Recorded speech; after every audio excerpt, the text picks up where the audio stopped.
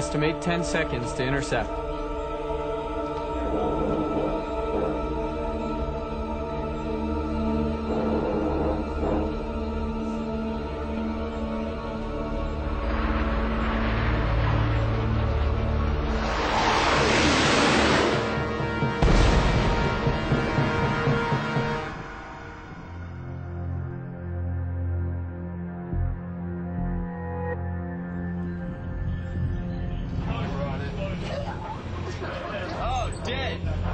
Up on the bridge, the crew has confirmed the kill.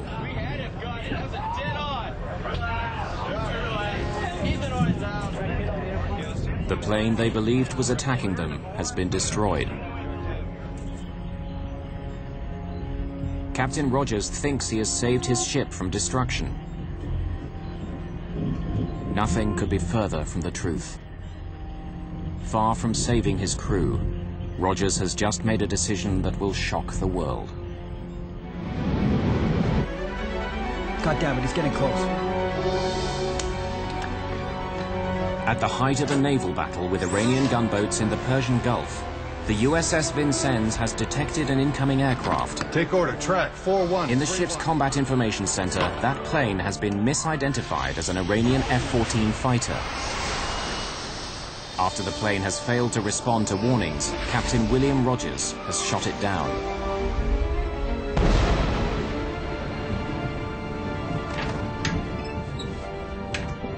But Rogers has made a fatal mistake. He's destroyed an Iranian passenger jet flying in an international air corridor. 290 passengers and crew are dead. Iranian television broadcasts distressing footage of their bodies floating in the Gulf. For Captain Rogers, the burden is heavy. Whatever mistakes have been made, he bears the ultimate responsibility.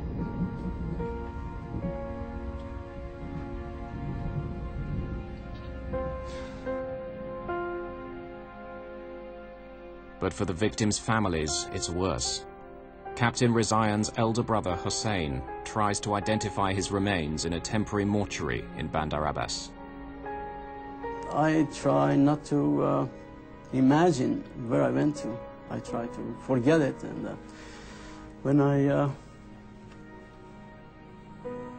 look at those bodies, I just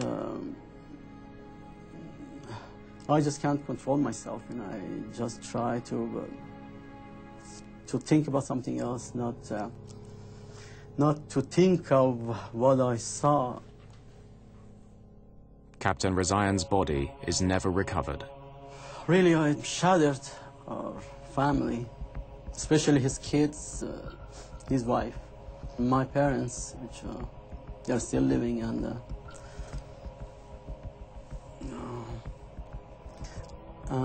there is not a day that they don't talk about this. Of what happened, why it should have happened. There's an immediate international outcry. The world wants to know how a cruiser with a state-of-the-art combat system could have mistaken a passenger airliner for an attacking Iranian fighter. Captain, do you swear that the evidence you are giving in this matter, now an investigation... The US government appoints Rear Admiral William Fogarty to conduct an inquiry to find out what went wrong. My first reaction was, it was a tragedy.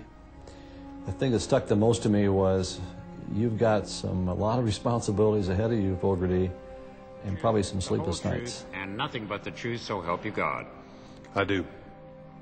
The inquiry is conducted in accord with the Uniform Code of Military Justice. The stakes are high. Investigative journalist Roger Charles is a former Marine officer who's examined the story. You're looking at a guy who's on top of the world.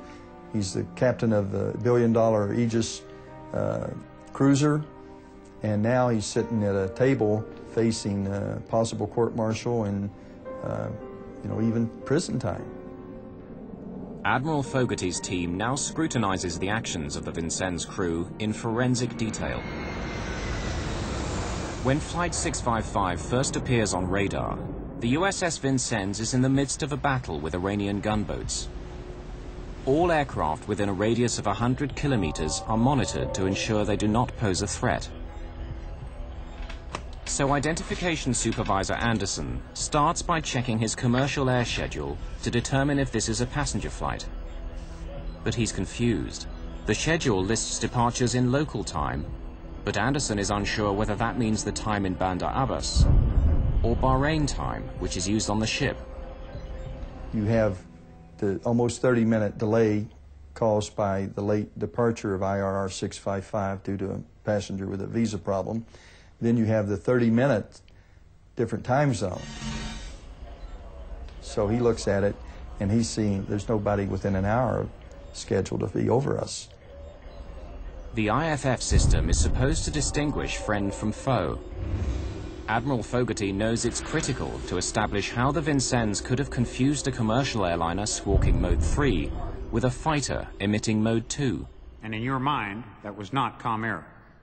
In my mind, sir, it was not a Com Air. And why? Because I had saw that Mode 2 squawk, sir. The Mode 2 was the big indicator for you? Yes, sir.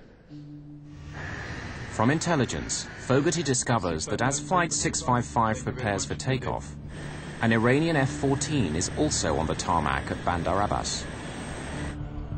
It now appears that although Anderson rolls his ball tab to hook Flight 655 as it takes off, he leaves it hooked for almost 90 seconds. So although the hook symbol moves towards the Vincennes, the system is still reading IFF signals from the airport at Bandar Abbas. It's a human error caused by poor design on this high-tech warship. He left the ball tab on Bandar Abbas. So what we believe happened, and I'm pretty sure this is exactly what happened, he picked up the Mode 2 of the Iranian fighter that was getting ready for takeoff behind the Airbus. The identification of an F-14 appears to confirm intelligence, warning Captain Rogers to anticipate trouble over the July the 4th weekend. He now believes the aircraft is part of a coordinated strike on the Vincennes from both sea and air.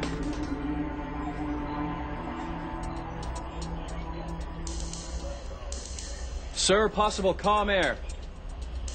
So he places less weight on the warning that the incoming plane is possibly a commercial airliner.